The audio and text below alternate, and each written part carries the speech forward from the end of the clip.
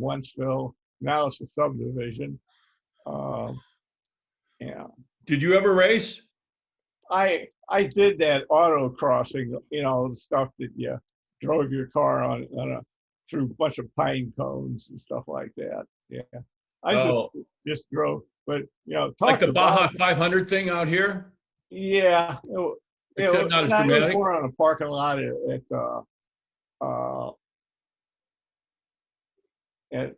at Sears, those kind of deals at Northwest Plaza and stuff.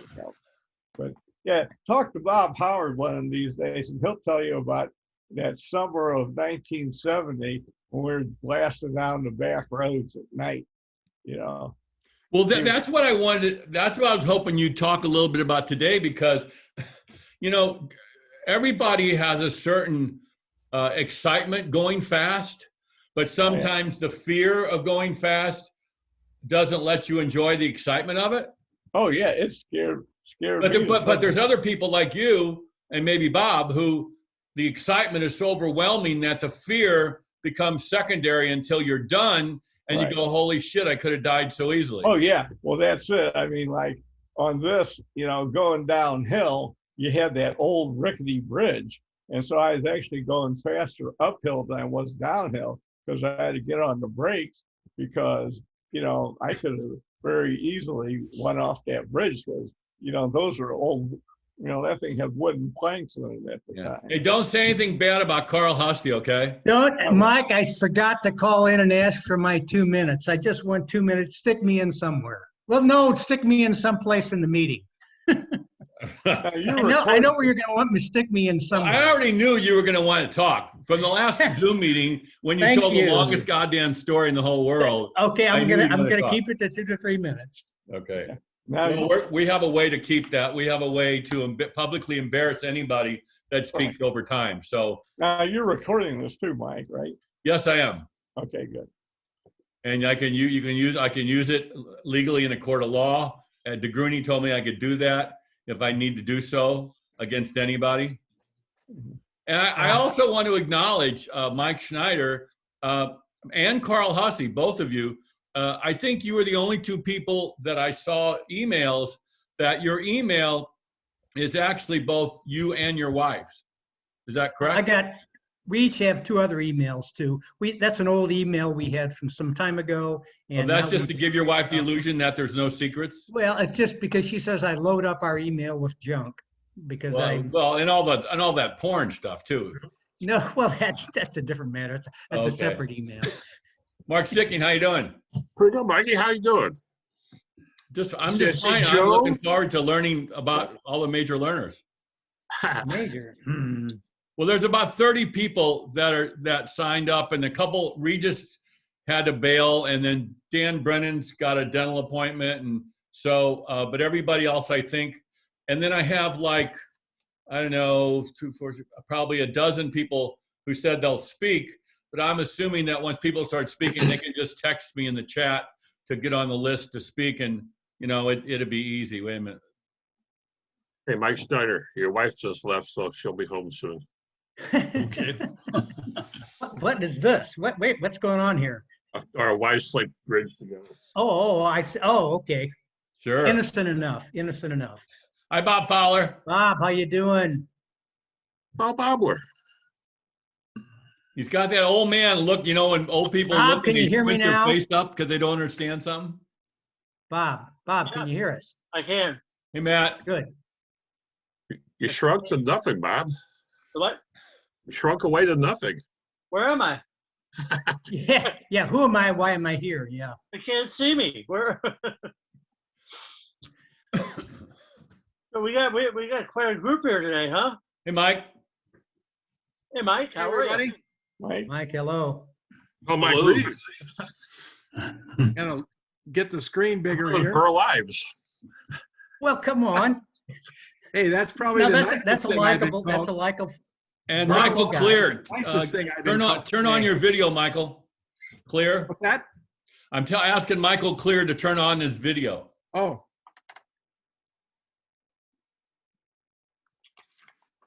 There you go. Thank you. Well, Mike, first of all, thanks for setting this up. Well, you Yes, may want to yes, wait and thank you. thank me after it's all done. Maybe you won't be thanking me. Hey, Al, turn your audio on, Al. Unmute yourself. I want to know who Jan H is. That's my wife.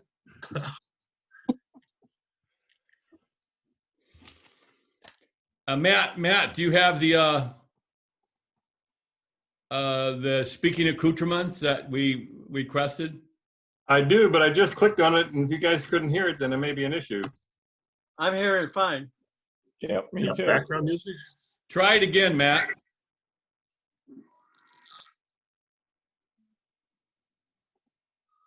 Get Hey, your Larry. fingers out of your mouth. Did you do it? I did, yeah, so I can hear it fine. Well, we can hear you now. Yeah. I think Okay. you have to share his screen, don't you? Or share his audio? Well, How do I do that? I'll try to share screen. Larry, unmute yourself. Okay. Well, Hey, Larry, Eddie. Larry, have you been out in the sun a lot? Are you using the same makeup artist that Donald Trump did? You Who? have this kind of an orange glow. Is that just me? I've got a light. It's so dark in here. It, I I lighting need Dan conditions- Cutting to run the lighting for me. Ah, okay. Was that the first shot that's been fired, or have there been others before I joined?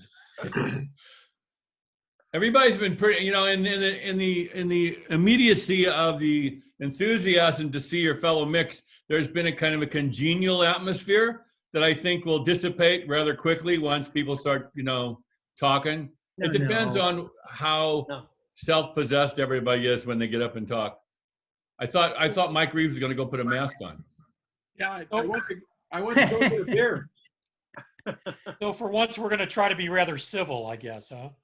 Well, you can try. Yeah. Why start now? Okay, here comes Roger Ream, and there comes Dr. Dick Powers.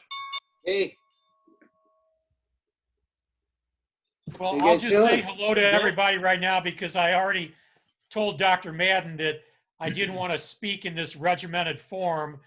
And so I'm going to be kind of quiet and just listen to all you guys pontificate about how wonderful your lives are. And I look forward to it. We don't want pontificating. We want stories of misery. Misery makes you feel better. No, it's true. It's true. All right, I'm going to mute myself. No, don't. Yeah, okay. Hey, Joe. Hey, Joe, unmute yourself. okay, Thank you. hello. Yeah. I'll mute myself while others are telling those stories of misery because I want to hear. Well, Oh, but- I'm gonna yeah. eventually ask everybody to mute themselves except Okay. for the speaker and Matt, because Matt's gonna give a notice when it's time for their speaking to be up. Okay. Let me see. the problem is you guys can't hear it when I do it. Hey, Joe. Dr. Woodruff is about to get mugged, I think. Joe, is that you, Joe? Yeah, Exactly. so one of them. Hi, Tom. Good day. How y'all doing? Hello. Why don't I have a background like Tom has there? I mean, come on. Look at that background. I'm feeling this big with a background like that behind him. Hey, Schreiber, did your dog get a haircut and you use that for your beard or what? He's jealous. I was going to say bad hair day, but I thought, no, I'm not going to say that. Perhaps it's a good hair day. I got a razor on order. It's better than nothing. At least you got hair. Hey, Jack. Yeah. Okay, there's probably about another 4 or 5 people, or 5 or 6 people that are still destined to come in. So if you choose to say anything interesting now, I'm looking and seeing who would say anything interesting, and I'm kind of a loss for words so far. What I was thinking of is freshman year when we had speech class and everybody had to introduce themselves. Every one of the guys came in first in their baseball team and graduated first in their class or something like that. Yeah, everybody. Yeah. Well, Everybody, yeah. My baseball team came in last. you want to start with a high bar. So can I say, raise a hand? Let's see who's from Roger. Where do you live? Indianapolis. Indianapolis. Okay. And Tom, where are you? Colorado Springs. Oh, you're still in Colorado Springs? Yes, I'm not moving again. Did you go back there after your Air Force career? Yes. Okay. So 10 moves is enough. No more. Where did you end up as? Pardon me? What rank did you end up with? I was a colonel. Really? Yeah. Thank you for your service, sir. Enough. Well, that's a bad. Hey, I was in the Air Force. Colonel was big time shit. So you know, I don't know how you are as a human being, but I'm impressed that you were a colonel. Okay. Oh, thank you. I know you probably had to like kiss a lot of ass for that, but still, Well, Tom. I tell you, any achievement Mike can bring down to his knees. Any achievement, Mike is good at that. No, So don't I say mean, anything good. you I'm telling you, stick went to the Air with Force your Academy, stories right? of misery. Yes. Tom, did you go to the Air Force Academy? I did. Yeah, I mean that's big time stuff. Any military academy to go and finish is like, I think it's harder than being a Division I athlete. I really do. So, Wasn't the Air Force Academy supposed to be first location St. Louis? They looked at it over in Illinois. One of the final 3 locations was Alton, Illinois. Yeah, yeah. Really? Huh. And the Air Force hired Charles Lindbergh to go and fly at the 3 locations, which were Lake Geneva, Wisconsin, Alton, and Colorado Springs. So Lindbergh flew at each. The weather was terrible the day he was in St. Louis, and it was also terrible up in Wisconsin. And so when he came to Colorado Springs, it was clear a million, as we would say.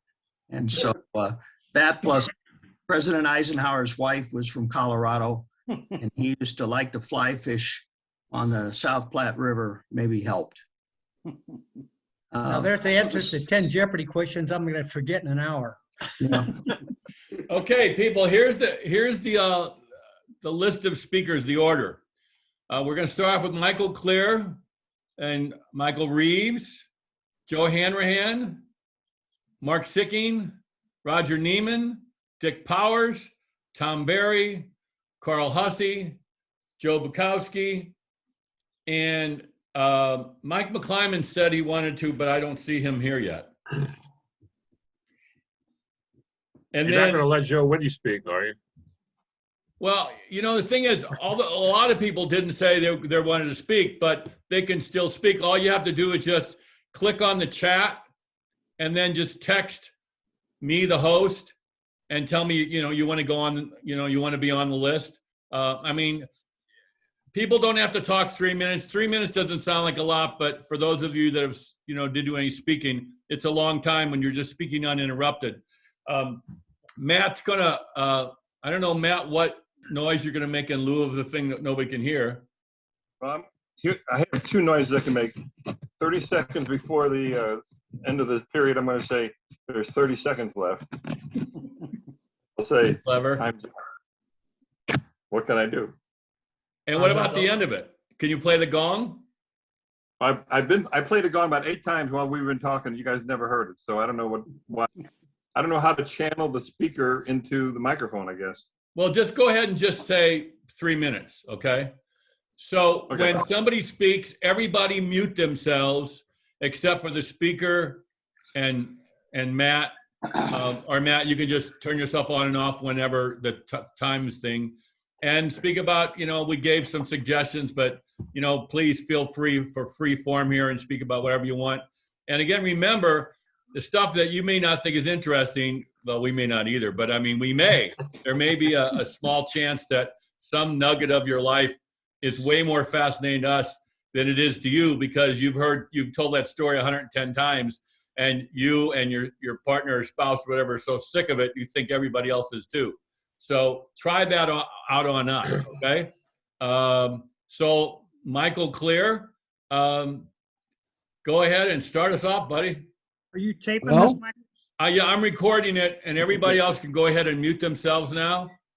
And Matt, when he starts talking, start the ball rolling.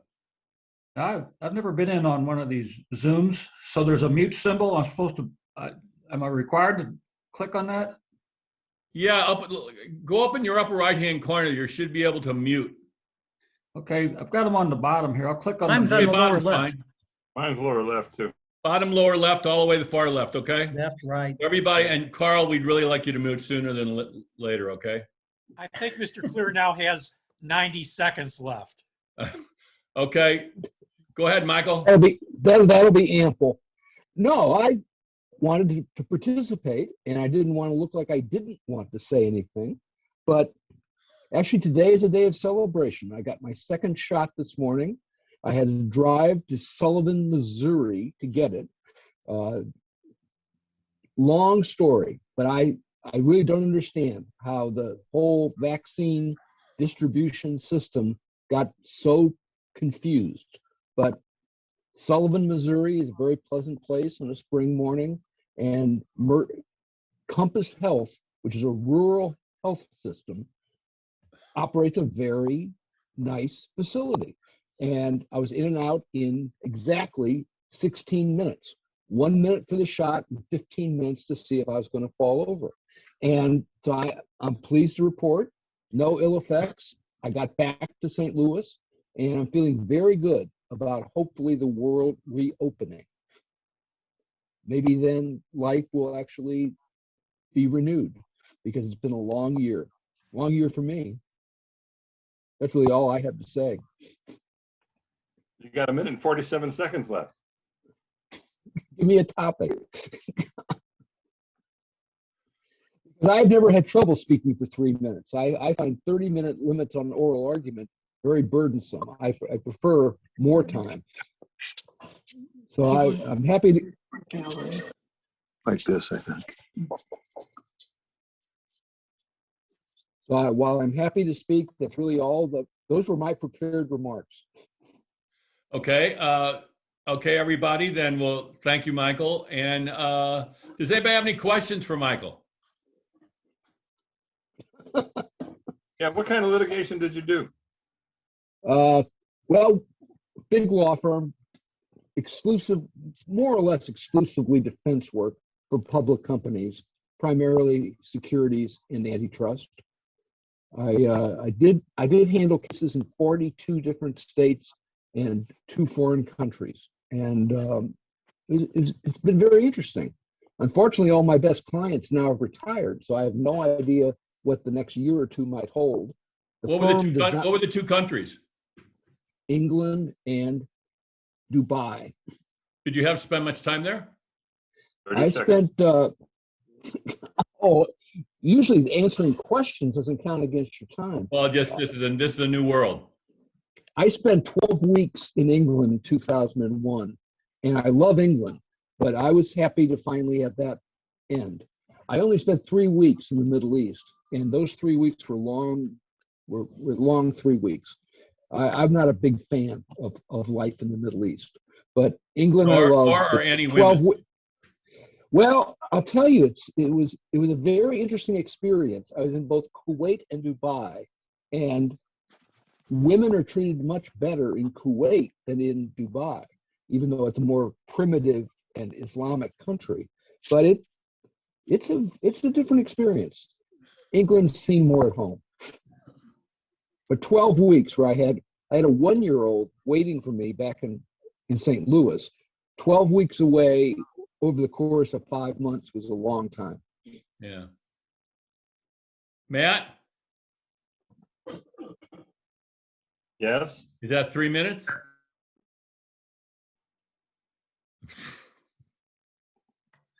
It's about 3. Yes. Hey, John. Yes. John Michael Clear. I was just wondering when you became Michael instead of John. Actually, I was that the whole time, but you just never knew it. I never had a class with you, I don't believe.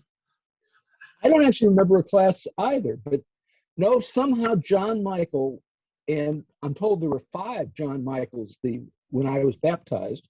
The only other John Michael in our class was Rutledge, but he ended up not fighting it. I have fought it my whole life. I have never accepted John as a first name, and so it's been a lengthy war. But I think I'm on the brink of winning. You're Okay, right. Matt, Mark every Tom, Dick, and Harry's name, John. Okay, Mark and Michael Cliff can continue this on chat board or something. Let's move on now. Everybody mute themselves except Mike Reeves. Mike Reeves, go ahead and share, 3 minutes of your insider life. Well, I'm going to give you, I guess, a little history because I haven't really stayed much in contact with most of the gang. So I might start from a point of, after graduating McBride, I went to UMSL, joined the Army National Guard, got a job at Deluxe Check Printers, working part-time in St. Louis, moved to Kansas City, and I worked 30 years at Deluxe in Kansas City, Columbus, Ohio, Detroit, Philadelphia, New Jersey, Minneapolis, back to Columbus, Ohio, and then retired back in Minnesota. Took a little time off, got a job with the Minnesota Wild in the second year of the franchise, and I was vice president of administration for the Wild and was down there for 7 years, and that was a hell of an experience in the first 6 years of starting a franchise down there. So I married my high school sweetheart. She was from St. Mark's, and we've been married a little over 50 years. We have a son that lives in northern Minnesota. He has a business on his own. I've gotten involved over the years, stayed involved actually with music, both playing. I was in a couple of soul reviews in the St. Louis area, a group called the Soul Society and the Impact Soul Review. Played drums with them, and was out of music for probably close to 30 or 40 years. And then when we bought a place up on the North Shore in Minnesota, I got back into playing live music with a jazz group and a big band, swing band, and then started doing radio shows at WTIP. 30 seconds. Yep. Well, I'm pretty much, I got my 3 minutes on, so I'm pretty much close to the 2-minute warning. Best drummer of all time. I'm sorry? Who's the best drummer of all time? I would have to say Joe Morello. It'd be easy to pick a guy like Gene Krupa, but Eddie Shaughnessy with the Tonight Show band was really good. But I would probably say Joe Morello overall. Okay. Well, I'd like to congratulate Mike Reeves for squeezing 50 years into like 2.5 minutes. Okay, pretty freaking impressive. Okay, next up is Tom Woodruff. Tom, where are you? There you are. Okay, Tom. Everybody mute themselves except Tom and Matt. All righty. I'll set my timer so it'll remind me real quick because I sometimes get on a roll. Like Mike, after I left McBride, been on kind of a whirlwind tour of life in the fast lane and having a good time. I went to Parks Air College for a couple of years and then decided, as Brother Callahan told me, that I probably wouldn't be a good engineer, that I didn't want to be an engineer. So I dropped out of that and went into business, got my degree at UMSL. Then I got an MBA at Southern Illinois University in Edwardsville. Then went on from there to transfer to Texas to go into banking, of all things, which, imagine it or not, that's exactly what Brother Callahan told me I should go into. So kind of creepy reflection there, but that's the truth of it. Spent many years in banking and are in CFO type positions with organizations, worked with a lot of closely held companies. That was from 77 actually, to just about 2000.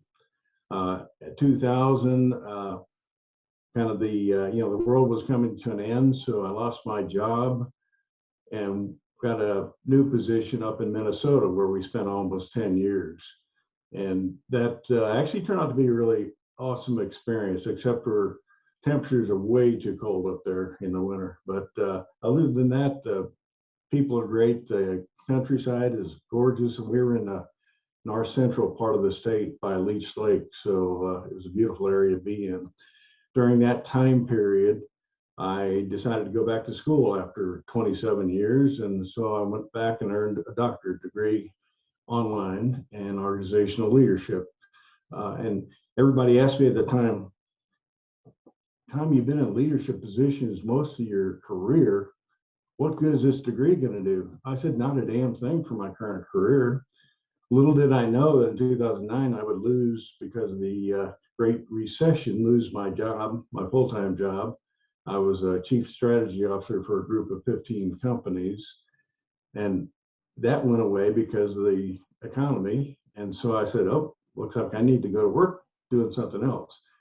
I'd already started part-time gigging with some universities, developing courses and things like that. And so then I went into that, pursued that more actively. And now it's basically my full-time gig, and I'm loving it. So I still have 11 seconds according to this. So if you have any questions, I'll be happy to answer them.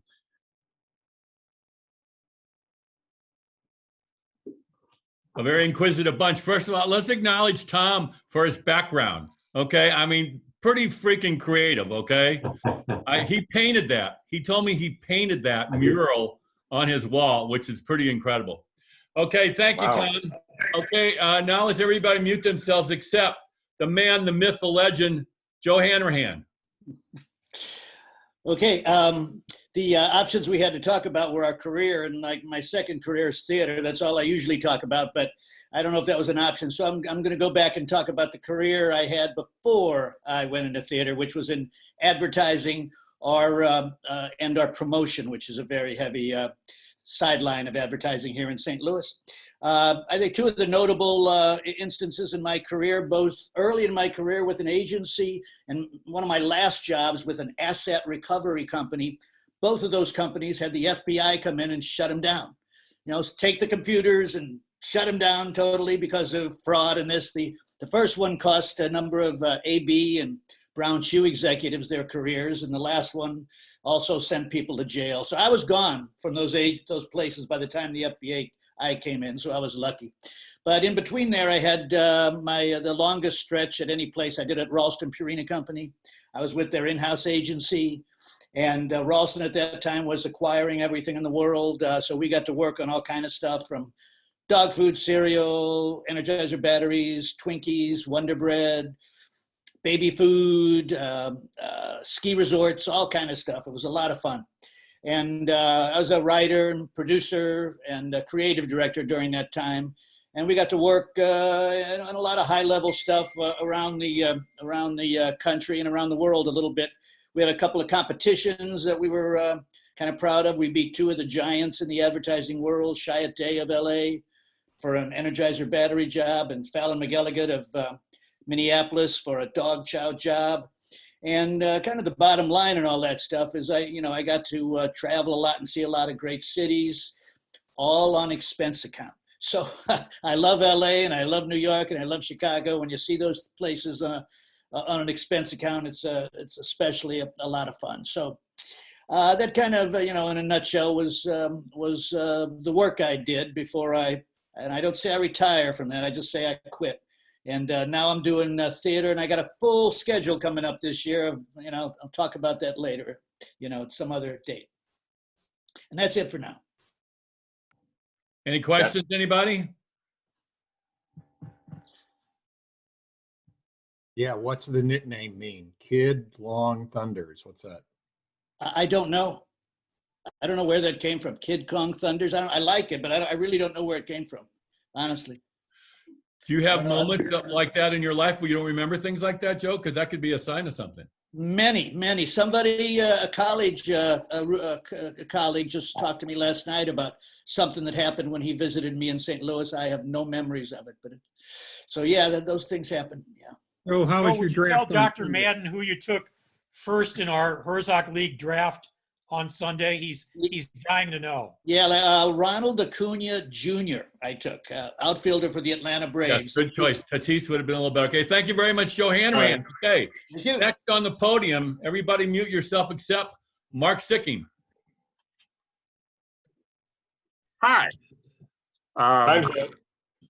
Let's see now, my life. Right out of high school, I went to the University of Missouri at Rolla, along with let's see, about 50 other guys from our class. But Brian McQueen and Joe Whitty, Bob Doyle, we all lived together in the same fraternity, all fraternity brothers. Got my degree in aerospace engineering, and graduated at the time when aerospace engineering was at, what's the word, nadir, at the nadir. So me and Brian were the only two in our class who had jobs, even though we probably were the biggest screw-ups of the class, because we were co-ops with McDonnell Douglas. Then about a year and 3/4 later, they laid me off right after I got engaged. About a month later, I got a job at Monsanto. I didn't realize that engineering was back up again after the war. So at Monsanto, I was doing instrumentation engineering, control systems, that kind of thing, for several plants in the United States, Cincinnati, Texas, and Florida, Idaho, places like that. And I got tired of traveling. I found out we had a plant in the St. Louis area. Didn't even realize that for several years. And there was a project going over there, so I got on that project and then managed to stay on at that plant in St. Peters for the next, let's see, that was 1989. So I stayed there for another, I don't know, 20, when I retired, 12. So 21 years, something like that.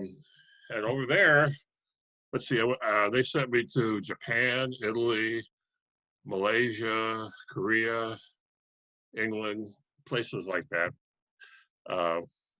Pretty good time. What was I going to say? I retired in 2012, and I don't know why I didn't do it earlier. It's pretty much fun, isn't it, guys? Back in St. Pat's 1972, I met this lady who would be my wife on St. Patrick's Day in Rolla on St. Patrick's party weekend. And continued going to St. Pat's party weekends with her for the next 10 years or so. We have 3 kids, a boy who is an IT manager at the Archdiocese, a daughter who works at Intel, and a daughter who works at Rockhurst University. 30 seconds. Pardon me? Oh, 3 seconds. Oh, 30 30. seconds. Okay, got 3. Well, 20 now. Four grandchildren. Matt, 4 grandchildren, and the youngest is 7 months old. So that's about it. I don't think I've ever seen anybody look happier than Matt shutting Mark up officially. I'm going to unmute myself in about 3 minutes here. And could any of you, there's so many engineers here. Could some engineer explain the logistics of Joe Nassif's computer? He's a big fan of computers, isn't he? Well, I'm glad I don't have epilepsy, because that fan would have set me off about 4 times already. Okay, hey, next, thank you, Mark. Next, we have to understand something. I'm in the middle of a mediation settlement conference on my computer while I'm watching you guys glab about what you're doing. Oh, okay. He's in that the explains it. closet. You get... I'm back. Okay, next up, everybody mute except Roger. Hi, everybody. I feel like a stranger to this group. It's been so long. Yes, I've moved to Indiana right after college and lived here ever since. Went to Rolla with half of the rest of you, but didn't get an engineering degree. Got a degree in economics. Was the 3rd graduate at Rolla in economics and never used the degree since. I ended up in the field of human resources, and I spent 43 years in that field, working for Fortune 100 companies. And then the last 20 years of my career, I worked for an entrepreneur. We bought and sold companies all throughout the world. So I spent a large part of my career traveling, and like some of you, in places I liked and places I didn't like. I worked pretty much in Europe for 6 years, mostly in England, And I retired about 5 years ago. And before I retired, since I retired, I've been involved in two things.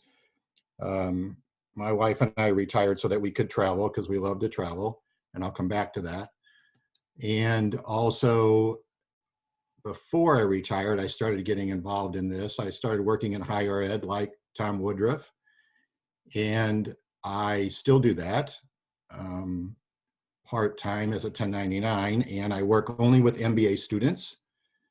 And because of my career in human resources, working in, again, like Tom, organizational behaviors, psychology, working with employees of all kinds, I went right into the MBA program, and I started working with MBA students on developing and improving leadership behaviors. And I've done that for over 10 years at two universities in Indianapolis, both IU, their campus in Indianapolis, and at Butler University. And I absolutely love it. And I get such great response from the students. It's really a lot of fun. So I do that quite a bit, lecturing, and I have my own seminar series on Saturday mornings during the academic year for MBA students. And besides that, back to the traveling thing, my wife and I do a lot of traveling. If it wasn't for COVID last year, we would have reached our 50th country that we've been to. And we hopefully will get back to that next year when we go to Asia and reach the 50th country. So my wife is the former Barb Schwendeman, which some of you know. Some of you are married to friends she went to Rosetta Kane with. And we've been married 50 years next year, 49 so far. Have 3 children, a daughter and 2 boys. One lives near Philadelphia, the other 2 live near Cincinnati. We have 6 grandchildren, and from the age of 2 to 16. And I think that's everything. 30 seconds. That's it. That's all I got. Time's up. Carl, you want to take back what you said about Roger before he came on, how he'd never amount to anything? Wait a minute. You guys have made up stories that I'm not even going to begin to be able to compete with. That's all I can say. No, you guys impressed me. You really were. I always thought you were a little bit on the nerdy side. What surprised me is how smart you got in the last 2 years of high school. I can't believe how smart you guys all got. And really, our class, as I look back on it, as I look back against the 2 or 3 classes ahead of us and the 2 or 3 behind us, you guys have done remarkably well. You make me proud of you. Thank you. Hey, Roger. Okay, next we have all the way from the left coast. Wait a minute. Somebody had a question. Who was talking? Oh, what's the question? Yeah, I was just going to tell Roger, did you know that Joe Whitney also graduated in economics at Rolla? I never knew that. Yeah, that's why I kind of laughed when you said that. Seriously? Yeah, exactly. Sure. We're all pretty shocked too, Roger. No, he graduated. The graduation part. No, but Mark, the reason I'm surprised is because the classes were so small. Yeah. I don't Well, remember. he probably graduated 2 or 3 years after you. Okay, everybody, now it's time for the left coast man, Dr. Dick Richard Powers. I don't know whether he prefers Richard or Rick, maybe, or Dick. Maybe he'll let us know. Go ahead, Dick. Thanks, Mike. It's Mike, actually. All the years I've had that, I've wanted to be called Mike, and I just haven't been able to get it out. I definitely didn't like being called Dick, though. But what it is. I just tell people it's Dick, like dickhead, and they get it. But so I'm going to go over a few things. I thought I'd start with my favorite teacher in McBride. It was Brother Dowd. I thought it was Dowd, but I looked up in the yearbook, it's D-A-U-T, so I guess it's Brother Dowd, biology. And he kind of got me started or gave me a passion for biology that I came back to and still maintain the rest of my life. But we had, I have an anecdote about the class in biology. He was very proud of the fact that we were going to be doing live biology resections or dissections. So we brought in 25 frogs on the day, and we started off by showing us all how to pith them. and so eloquent or exquisitely pithed his frog, and the frog was then anesthetized and paralyzed, and he proceeded to show how we would open the frog up. Halfway through the class, when the rest of us were attempted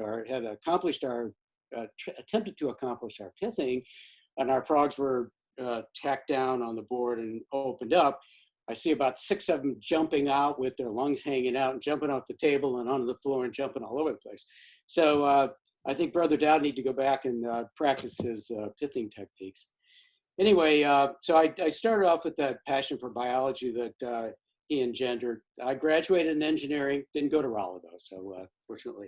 And I didn't graduate in economics, but I didn't stick with engineering. I had a scholarship to Washington University, and it didn't work out for me. I mean, I just didn't like engineering that much. I still always came back to this passion I had for biology and biological sciences.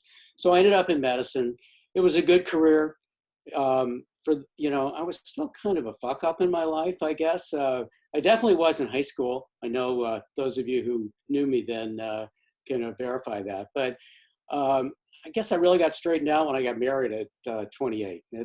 At that time, I started my career, or continued my career. I went to medical school at University of Missouri, did my residency in Los Angeles, went to in the public health service to pay back some loans for medical school in Arizona, and then finished in neonatology. I had a 35-year career in that. I won't bore you with details, but it was a very fulfilling career. I enjoyed it. Got a chance to practice a lot of technology and taking care of families in stressful times, and it was very rewarding, and I enjoyed it. And I just retired. Is my time up? Okay, yep. Sorry. Well, I retired this last year, and continuing my pursuit of biology. I'm working on the wildlife biology a little bit. I'm trying to get my time up. Anyway, working on wildlife biology with a lot of outdoor camping and fishing and birding and other things. So that's my life in a nutshell. Thank you, Richard. Mike. Next up, we have Mark Bretz has joined us, although we can't see neither he or Al. Or now Joe has gone off to his arbitration or whatever. Next we have, he told me he would only respond to this if I introduced him as such. We have Colonel Tom Berry, retired. Oh, thank you very much. Yeah, I'm obviously, I left St. Louis 2 weeks after graduation at the cathedral and really never came back. I went to the Air Force Academy. It's a 4-year program, and I did it in 4 years. And then I left for navigator training in Southeast Asia. In Southeast Asia, I flew against surface-to-air missile sites. And so that was an interesting year. And then I came back to the States and was in weather reconnaissance. I flew through nuclear clouds. At that time, the Chinese, the Russians, and the French were doing above-ground nuclear testing. And so we would go fly through the mushroom cloud a couple days after it exploded and take air samples. I guess the only benefit to that is when you do end up at the Holiday Inn Express, you don't need a nightlight, your teeth suffice. And then I flew typhoons and hurricanes and weather reconnaissance and some other missions. Flew C-130s into Central America in the 80s, into Kuwait in the 90s.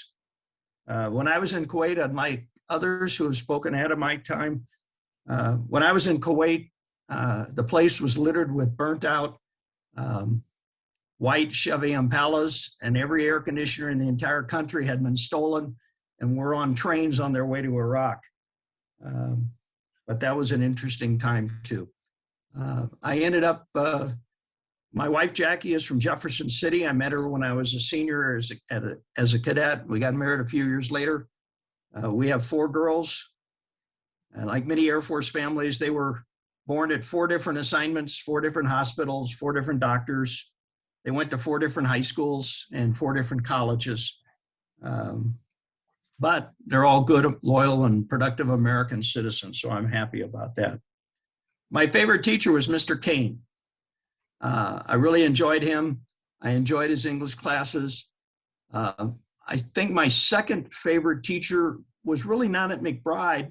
He was the African-American gentleman who ran the hamburger stand in the Wellston Loop. And in the wintertime, when the Sickings and I and all of us were taking the bus from McBride back to St. Anne, it was really cold in Wellston in January and February, and he would let us stand inside to keep warm. So I still remember him as a person who was kind to some little kids. The drawback to that is, of course, when you got on the bus after having been in that Class B restaurant, one of the few I ever was in, you smelled like hamburgers and onions for about the next 45 minutes. I retired from the Air Force after 30 years. I took a day off, and then I became the deputy director and director of the Air Force Academy's Center for Character and Leadership Development. That's really about applied ethics, or as I used to say, it's everything your mother and grandmother taught you. You know, I could put in also the Brothers of Mary taught you, but somewhere about 17 or 18, you forgot it. And so we're just trying to remind you again that the best teachers you could ever have were probably your grandmother and your grandfather. Make them proud and you'll be fine. So with that, I'll say it's been great. My goal someday is to be Mark Sicking's caddy. We'll see how that works out. Hey, Tom, It seems to me, Tom, that you've been probably a real big disappointment to most people in your life with that life. And there's probably really only one person that can follow that and, you know, to show a much more balanced and a much more interesting life. And that's, you're up next, Carl Hussey. Unmute yourself. Moi? Okay. Yeah, rather than bore you with my life, I was a dentist for about 35 years. Went to WashU, graduated 4 years, major in psychology. What the hell do you do with that? Okay, at that point, I realized late in my career, in college anyway, I wanted to be in pre-med, and who in the hell's stupid enough to get into pre-med to start with the junior year at WashU? You got to be crazy. I probably should have done that. Went on 2 more years at UMSL. Took strictly biology and math. Okay, turned out okay. Ended up at WashU, did their 3-year wonder thing, which unfortunately was not something that should have been thrust upon people. But I spend my time now not talking about my previous life. I mean, you don't want to hear about 35 years of dentistry.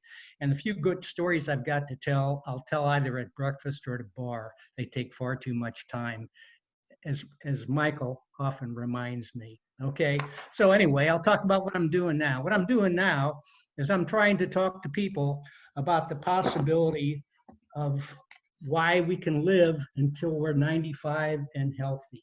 Okay, so this last year, the reason that I was put onto this, I was given an epiphany at a course that I'd taken to the Dental Society, wherein I found out, having had a carotid sonogram done to my neck. They took 600 pictures on each side, found out that they had both hard and soft buildup, and all of you guys do. Okay, so don't be alarmed. But in that sonogram, they gave me a chronologic age and a biologic age. My chronologic age at the time was 71. My biologic age was 10 plus years. Ouch. So, as we well know, the majority of people die either because of stroke or heart attack. That kills the majority of men and women. Not really anything, again, in second place. These problems tend to hit men in their early 70s to late 70s. Women are about 5 to 6 years later. How many of you might want to live healthy until you're 95? Any hands? I hope some of you will. You gotta remember, it's not the old people you see in the old folks' warehouses that they're building on every other corner here in St. Louis. It's the people that are able to get out, that I'm able to see at the gym, that I see daily, that are healthy and they're living, and they're men. They aren't the ladies, they are the men. The ladies are there, but they're bobbing up and down in the swimming pool. So anyway, I would start off with a book called Younger a Year from Now. This is the women's version. If any of you feel like you want to take it easy, do the women's version, that would help. Otherwise, get the men's version. Having done that, you will then have a lot of questions. I will become a facilitator and at least kind of point you in the right direction. What I've been able to do, following some of their prescriptions, these aren't my ideas. I'd lost 60 pounds in 6 months. I did start exercising a little bit more than I had been, but that's another matter entirely. You'll have to decide what you want to do. But you can live healthy until you're 95. If you want, am I going to make it? Now, see, Mike is doubting Thomas, doubting Thomas. Okay, so What Mike happens in doesn't. 96? Actually, I'm not sure I want to see Mike live healthy till he's 95 either. Well, that was my thought. I don't know that I want to be around a world where you're there for 90. I know. This is part of the problem. See, I want to have somebody that might be willing to listen to me, and somebody that might have listened to me just a little bit along the way. And some of my friends are actually doing this, and they seem to be healthier. I know I am. I was having knee problems for a combination of reasons. I also had a bad problem with my shoulder in a biking accident about 40 years ago, and all these things have kind of turned around. So I'm not on a diet. You don't have to go on a diet. Okay, but Carl, we're waiting for the multi-level marketing pitch because I know there's one coming. I do nothing. I'm charging nothing for my advice. I am a missionary. Mike, I'm a convert and I've become a missionary. Okay. There are people out in the world who actually do missionary work, who really do true missionary work. And I'm willing to do that. Okay. So at this point, Carl, thank you. Carl, thank you. Yeah. Okay. Yeah. Can I just interject something? Yes, Ed, what? Just a thought. I'm going to set my day planner for 23 years from today for our Zoom meeting when we're all 95 years old. Okay. Okay. Read the book. Thank you. Okay. Next up, we have Joe Bukowski. Go ahead, Joe. All right, I unmuted. Like all the rest of the guys, I went down to Rolla too and got my BS in mechanical engineering. Being as I co-opted, I did not graduate till the fall semester of 71. So I still got in there within 4 years plus because I did take some courses when I was on the work periods. I worked mainly with Ford Motor, and then I went to work at Western Electric for most of the time, and they did pretty good. So I was able to take and save a little bit of money because those jobs were in St. Louis and they paid quite well. So in 1969, 2 years out of Rolla for Thanksgiving, I bought myself a BMW. So, I paid cash for that car. I thought that was pretty interesting. And then after I graduated, I was working for Swerdrup and Parcell in 1976. And I went out and picked up a 1971 Porsche 911, which I drove for about 5 years. But because of it, I was working on a house next to Bob Profet. It took so much money to do it, so I just sold that car off because I didn't need it anymore. But it was a blast to drive. One particular time, it was out on the Gumbo Flats, and I took and was going uphill back to the old rickety bridge where the jail was on, and I got it up to 132 or 133 going straight uphill.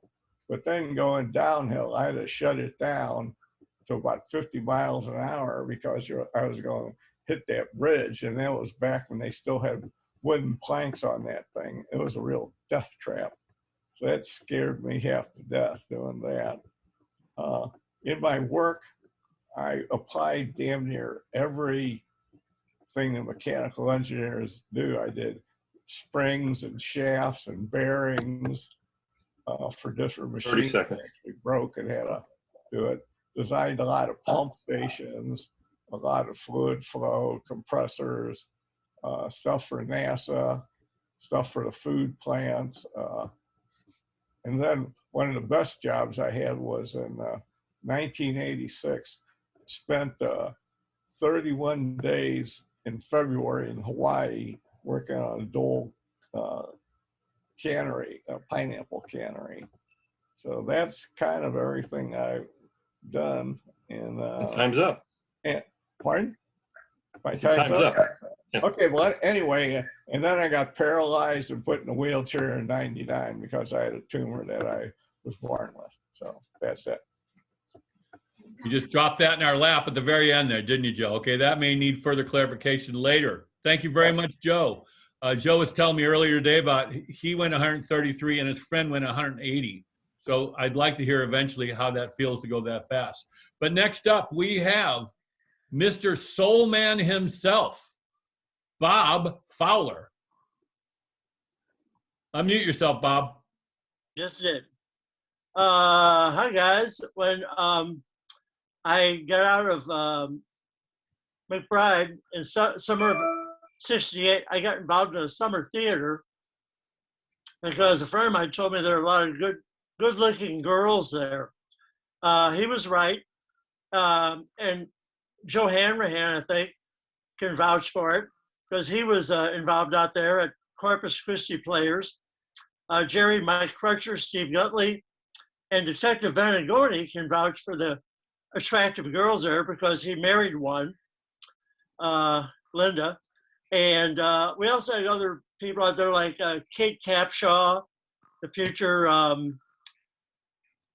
Mrs. Steven Spielberg, etc.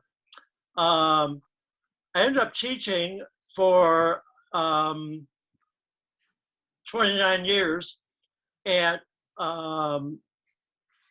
I'm sorry, got my bachelor's in Mizzou, my master's from Mizzou, taught at Riverview Gardens in Hazelwood West for 29 years. It was the best job in the world for me. I loved the kids. We did fantastic work. It was like a big family out there. Couldn't have asked for a better job. Didn't make much money, but I felt great about my job. I look forward to going to my job every day. I also have over 70 former students who've made a living in professional theater, film, radio, TV, or theater ed. My wife, Marty, also taught theater. After we retired, we started a company that produced instructional programs on technical theater. We ended up in 3,000 schools worldwide. Sold the business a couple years ago. And we were both voted in the Missouri Thespian and the Educational Theater Association Hall of Fame, along with some other honors. When I retired, I worked professionally for 6 years as a master carpenter at Shakespeare Festival St. Louis, as a set line designer, director, technician, kind of all over St. Louis. I've been married 33 years, live in Chesterfield, still play music in an R&B band. Yes, Mike. We both love it. I started off hearing that kind of music at Club Imperial. Anybody remember that? And say, house bands, who were the house bands? Chuck Berry, Ike and Tina Turner. It was like a drug. I got hooked. I played every place from the Capitol Rotunda in Jeff City to the sleaziest bar you've ever been in. It's been a great ride. Had basic tongue cancer, radiation surgery in 2015. It's in remission now. Between the cancer, the Weight Watchers, and working out regularly, I went from 320 pounds to 188. So I haven't been that weight since I was on Cook Brilliant with you guys. My wife, Marty, has ushered me through the cancer. She has been my savior. Play golf, go to plays, movies, Cardinal games, concerts. Love life. That's it. All right. I just want to vouch for the females out there at Corpus Christi, Bob. Oh, yeah. You remember Susie Boom Boom Latour? Oh, yeah. Yeah, sure, sure. Janice LaPiccolo? Oh, yeah, Janice was there, yeah, yep.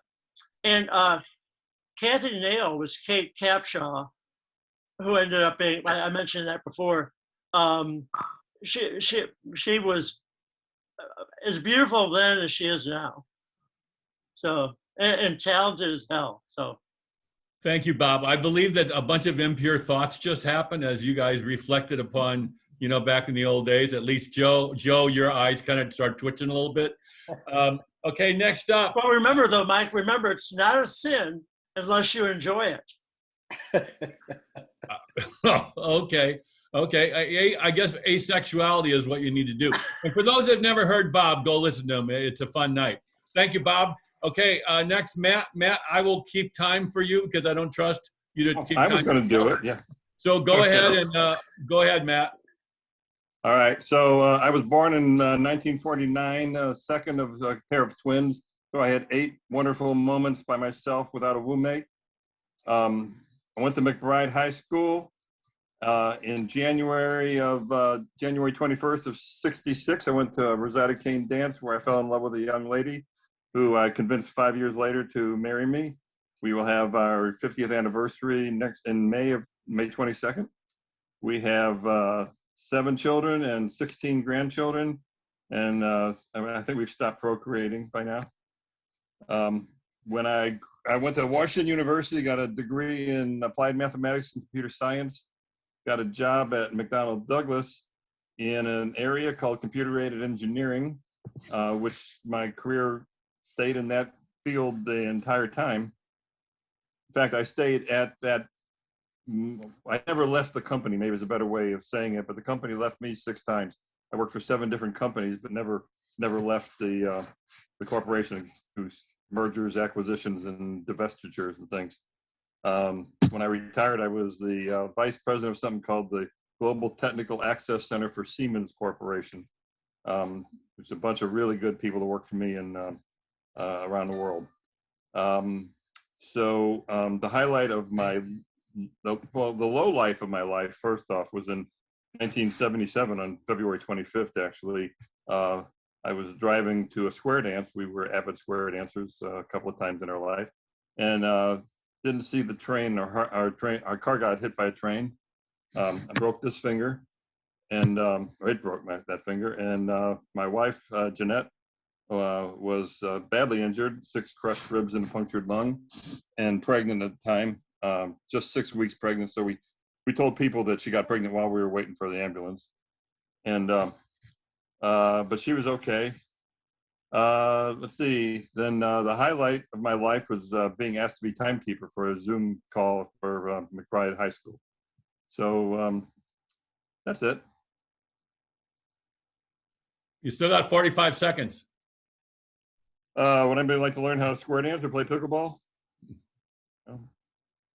Yeah, see, Mike Schneider and I played pickleball several times today, and he'd think he beat me every time I played against him. How did you manage to get hit by a train, Matt? What was it? I didn't see it. What happened there? You didn't see it? Yeah. Was it a grade crossing? I really can't explain it. It was not like the train was coming right at me. It was making a turn right before it hit me, and I was making the turn. And it was dark, and there was no light and no traffic alarm, and it hasn't happened again. I mean, I learned. How do trains make an unforeseen turn? The tracks made a right turn right before it hits the street. Okay, we'll try to figure that math out as seen a train make an exact right turn. I don't know if that's exactly possible, but thank you very much. I think it was an obtuse angle, actually. Yeah.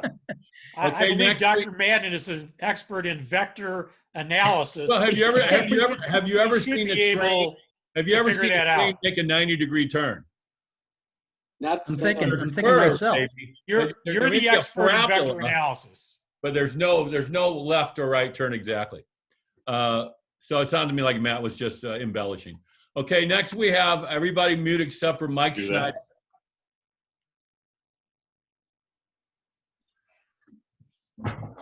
Well, I started out going to WashU like several of the other ones here, and ended up with a few degrees in engineering, electrical engineering, and a degree in business as well.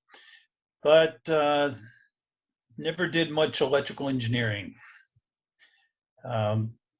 And worked for a few companies, but spent most of my time working for McDonnell Douglas and Boeing as a internal consultant of sorts, trying to optimize factories, both within the Boeing corporate structure and more often with suppliers. We were highly dependent on the supply chain and trying to get them to deliver on time. We would offer a free consulting service, which if they wanted to keep our business, they had to accept. And so I would go out and try to optimize their factory floor. And as you can imagine, that wasn't always well received, but I tended to ask the factory guys, you know, how do you do your job, and pretend I'm really stupid, and you know, show me what you do and why you do it.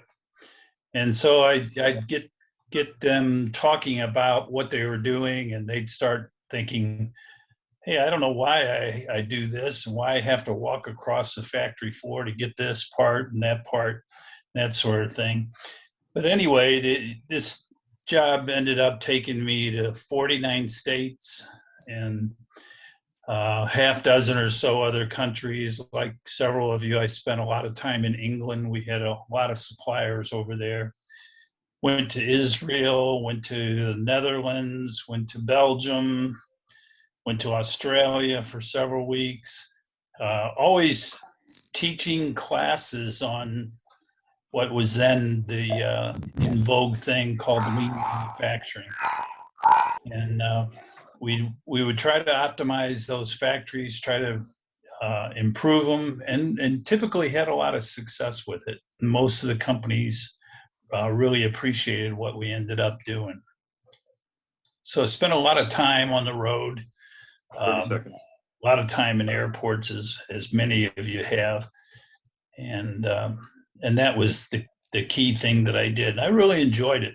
At the same time, I was also teaching applied statistics and applied math type things at the community college for about 17 or 18 years. So I did a lot of teaching of courses both within the company and at the community college. My wife of 50 years is Kathy Nash, that probably a lot of you remember. She tells me that I should say that she's still the Rosetta Keene rep for our class.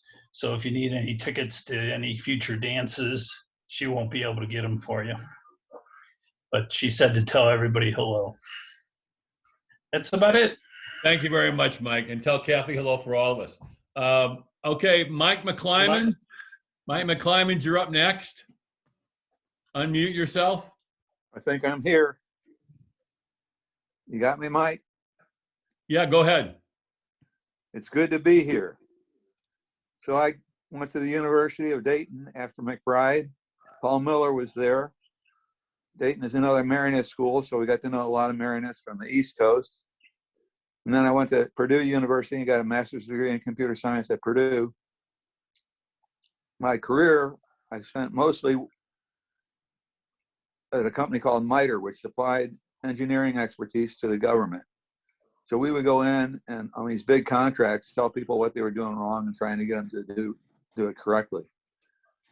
And it was easy to find out stuff they were doing wrong. It was hard to tell them how to make them to do it correctly. I got to work on things like the AWACS airplane, the Seawolf submarine, submarine net, software radios, a bunch of big projects basically is what we would support.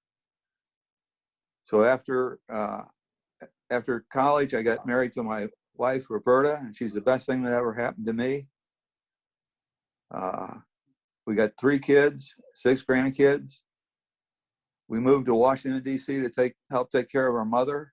And now we moved down to Delaware at the beaches of Delaware.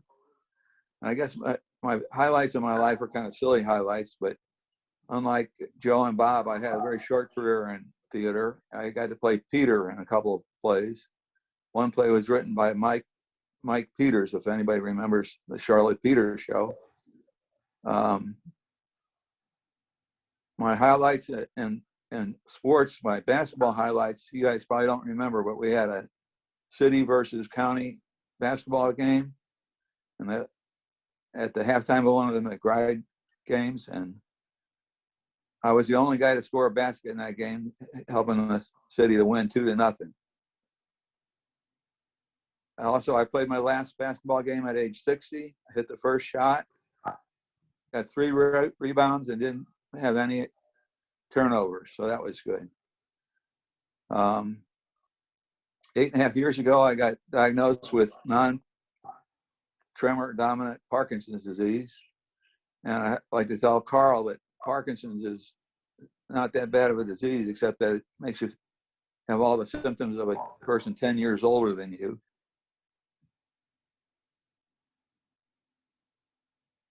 And oh yeah, one other thing, I jumped in the ocean on January 1st, 17 years in a row. Just our family would get together and do that. It was fun. That's about it. Thank you, Mike. Hey, I don't know what you guys all did with the guys I went to high school with, but you guys are all like way smarter than anybody I was in class with. You know, I'm hearing all these like doctorates and masters and engineer, and I went all over the world and I saved the world and I fixed everything. And I don't know where you guys were sitting because nobody was sitting next to me like that.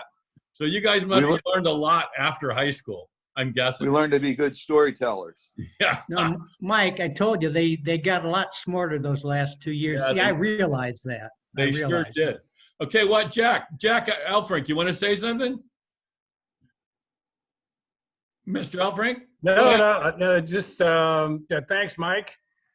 I spent most of my career at Menard Correctional Institute in Chester, Illinois. I didn't quite understand that you were supposed to stop dating the Rosetta Kane kids when you got out of high school, and got myself into trouble. But no, I've been in academia like some of you. I wasn't quite smart enough to stay in the professor rank and got into administration. So spent most of my time department chair, dean, stuff like that. So got married, got 3 kids, a couple grandkids. Got an Ironman for one daughter and Iceman for a son who spent the last 3 years in Antarctica. So great to hear everybody. And I am impressed. I'm a little confused about where these guys were in high school, like Mike. I wasn't able to cheat off of any of those guys. So anyway, thanks. Yeah, thank you, Jack. Although I hate that Jack seems to be the only one that kind of kept his good looks, didn't he? Didn't he still kind of look like a leading man kind of guy? Doesn't he? Okay, hey, Joe Schreiber. Tell us a little bit about Joe Schreiber. But you got to unmute yourself. Yeah, I'm trying to get this computer to work.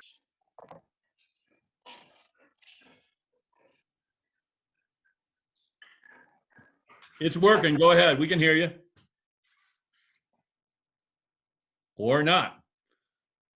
Have you tried turning it off and turning it back on again?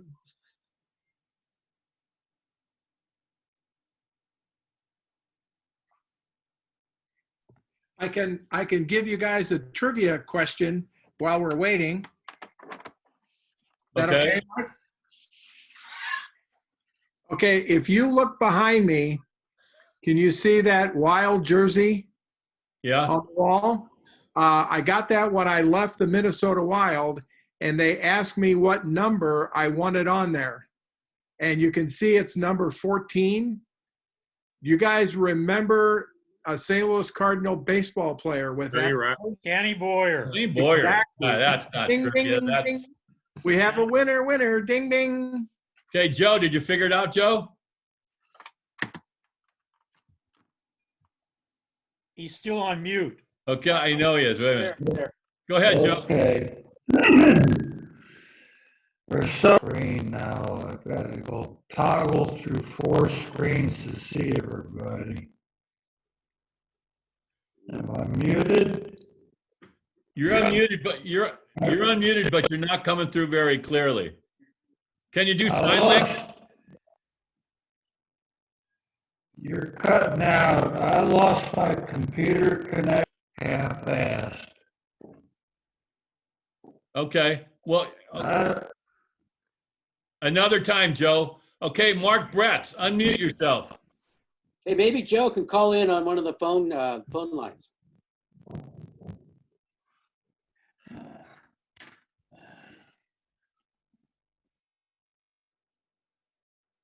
I've asked Mark Bretz to say something. Well, go ahead, Mark.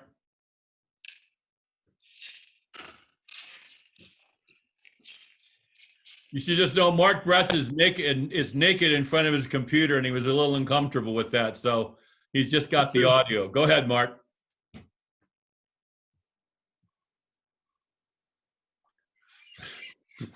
Well, I guess we're not all major learners after all. Okay, what about Al? Al, are you, can you talk, Al?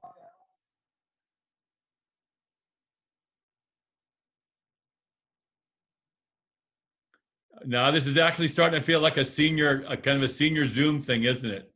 Is he naked also? One can only hope.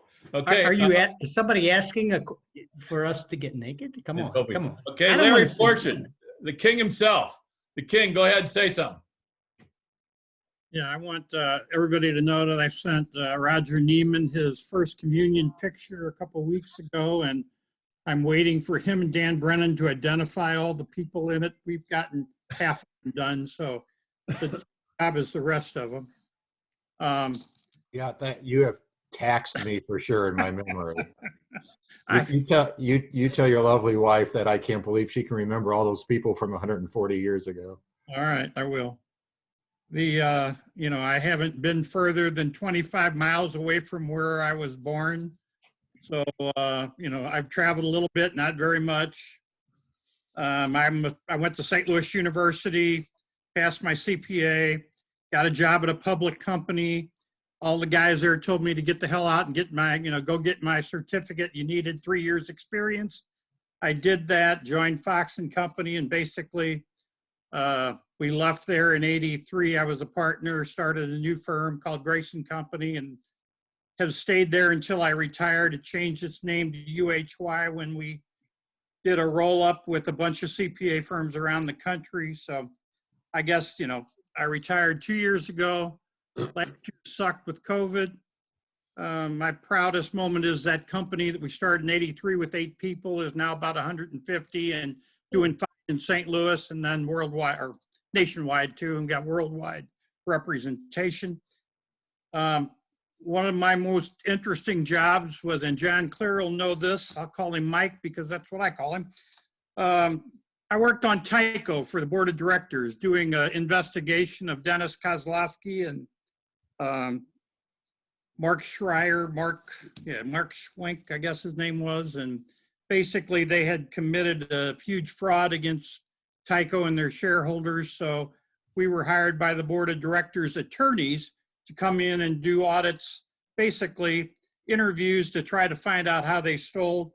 I got to go down to Florida and be in Mr. Kozlowski's wife's bar down in Boca Raton, and just had a really interesting year spending and working on Tyco investigation. So other than that, I keep involved with McBride. Obviously, I run the alumni club. I run Normandy Alumni Club. I built both websites. And try to keep in contact with as many kindergarten, grade school, high school, college, and work friends as I can. That's it. Does everybody know that Larry also runs the website for Normandy High School? And my brothers and sisters went there, plus I lived there all my life, so I've got hundreds and hundreds of friends there. Incredible. Well, Larry, I just want to thank you for all the effort you put into keeping this group together. And absolutely. Right. Yeah, Don't die for a while, Larry, because it's going to die with you if you go, okay? I understand. Okay, go ahead. Go ahead, Ed. Till another 23 years, right? Ed DeGrooney, go ahead. I'm going to yield my time to Joe Nassif because he has a story to complete that he started to tell the story in an email and he hasn't concluded it. So I'm going to yield my time to Joe Nassif. Okay, Joe, go ahead. Okay. First of all, it's very interesting to hear what everyone has ended up doing. It's interesting too because some of the things that you entered into, I also have had some experience. But I'm going to tell this story quick.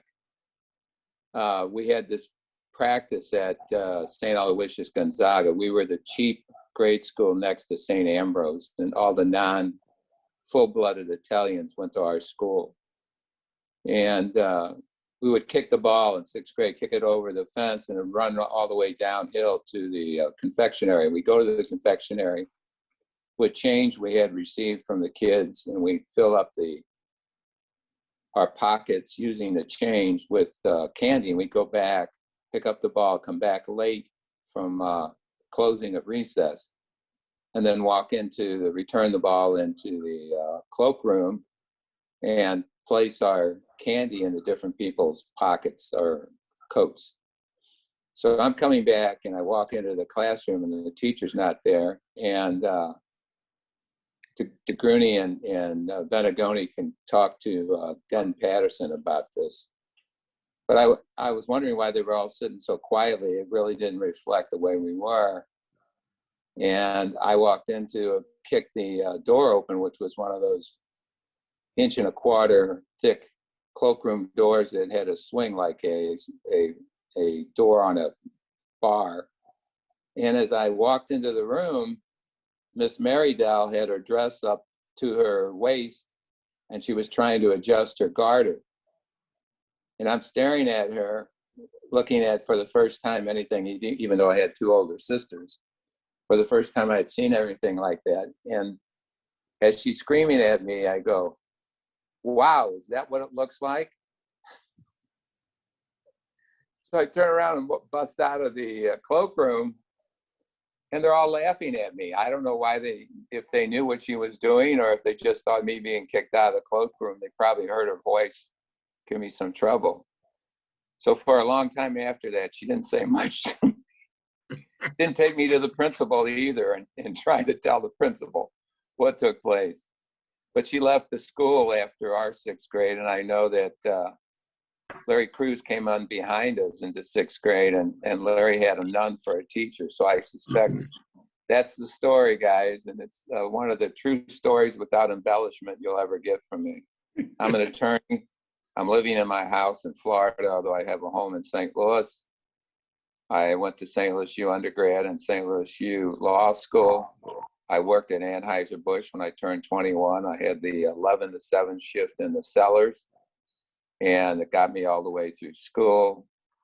And I came out of law school, and Monsanto offered me a job, and I worked for them for 12 years, and they're still a client.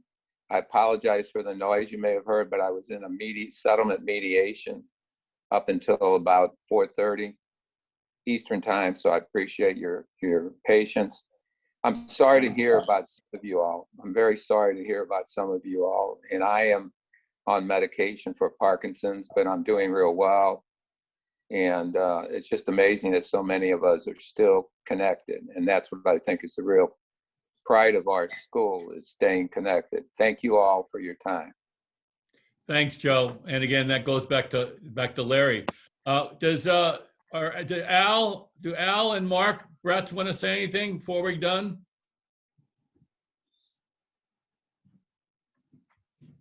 Yeah, Mark. I just wanted to say, I was talking to Brian McQueenie this morning, and he reminded me of something that a little thing that happened in high school. He and I were arranging to do something that my parents didn't approve of, and my mom was on the other phone upstairs and overheard this. So he became persona non grata. So whenever he would call me after that, he would be Frank Clark. That was his new name.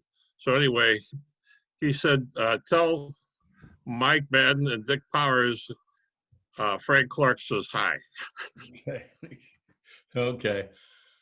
Well, yeah, Matt. Mike, one thing I meant to mention at the end of my spiel was tomorrow, my brother-in-law and I are going to go over to Mike Gibber's house. Mike has to go on to not chemo, dialysis.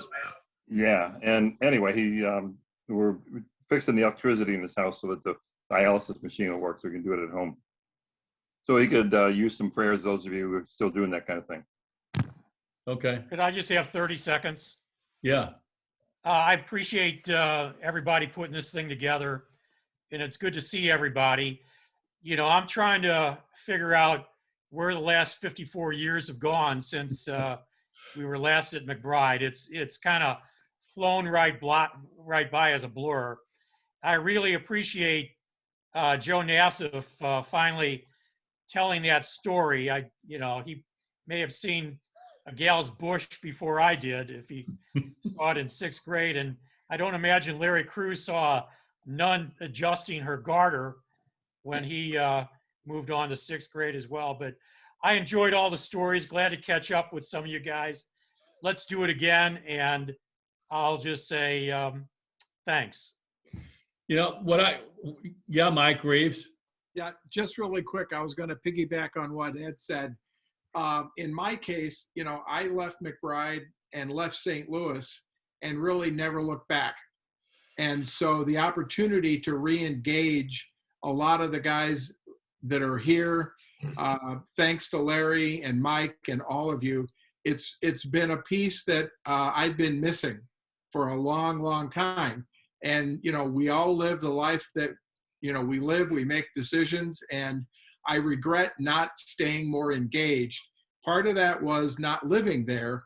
But anyway, I appreciate the opportunities to better late than never. So thanks. Yeah, well, we'll do it again. There's, you know, this went really well. It was a little regimented, but, you know, the beauty of this was that, you know, when you're at a reunion and you get talking to one of these people on the screen, you're stuck.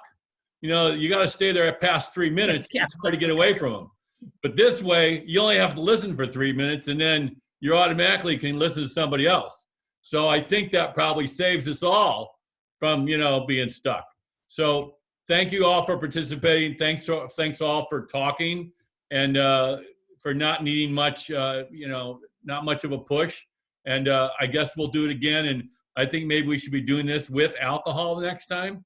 So that it loosens things up a little bit. It felt a little bit stilted, you know, but I mean, Mike, I you want love me to to hear loosen stuff up? about people that I didn't know. But I mean, I don't know what any of you guys did in your lives, you know. I don't really think my life is any better for knowing it, but at least I know it now. And so, you know, I don't have to do it again next time. So thank you all again. We'll have maybe a bigger crowd next time. Larry, thanks for helping me with this. And Matt, as always, a great timekeeper. And see you guys later. Larry, Mike. Larry, when can we get together again Thank in you. real life? I asked Larry about this before. Haven't most of us been vaccinated? Haven't I would most of think you been so. I vaccinated? received my second shot about a week and a half ago. So My wife Well, I and mean, I, shouldn't it be possible for some of us to get together here in town locally, possibly? The last Outside. time I asked George, he said it was going to be sometime in June. He thought people would be more comfortable then with Okay, a lot more people vaccinated by then, so. okay. You can I think always you had to drive all the way up to- you can always ask the people that are comfortable. I mean, I'm like 3 weeks past my second one. I am a And month we're past. having people over without masks and, you know, that have been vaccinated. I mean, if you're going to believe it, you're going to believe it. And yeah, I'm sure there's at least probably a dozen, 20 people or so that probably feel comfortable. And if you have to be outside, you know, do it outside. But Mike, if you're going to be there, I'm going to be at least 20 feet away. yeah, okay. Well, I am going to be in St. Louis in May. But Well, not okay, for a while. okay. Okay. Once again, thank you, everybody, and thanks for participating. And Mike, thanks again. Good week. you. Yeah, thanks, Larry. Guys, thanks Well again. done.